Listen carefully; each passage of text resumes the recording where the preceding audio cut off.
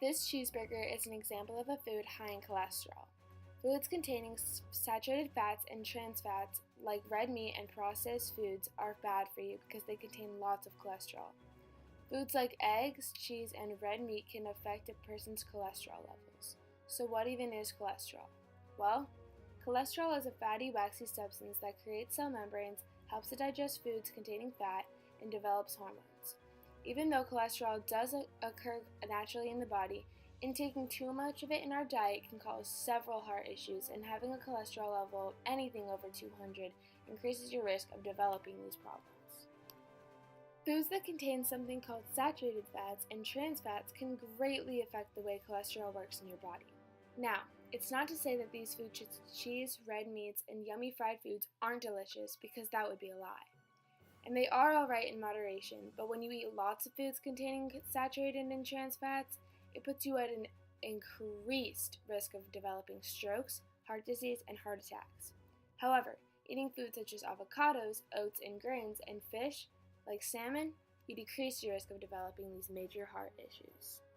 When cholesterol travels through the liver, something called LDL is produced.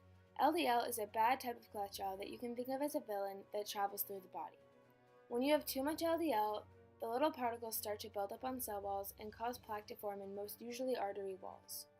You should aim for levels lower than 100, and when your LDL levels are above 160, you are at great risk for heart attacks.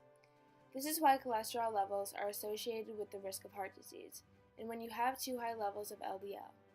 To prevent this from happening, you can eat less saturated fats, eat more healthy foods, and take medicine.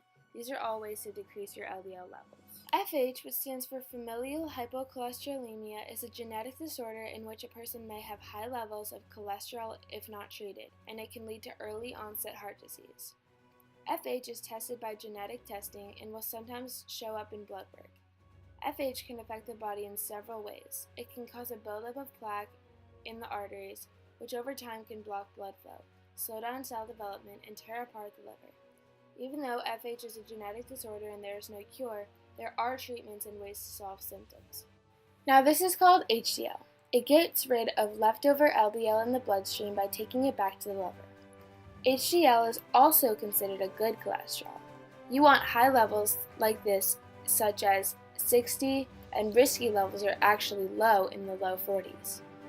If you have risky levels, you can be at high risk for heart disease and stroke. But quitting, smoking, exercising, and improving your diet are all ways you can increase your HDL levels. This is Molly Mahoney signing off. Tune in next time.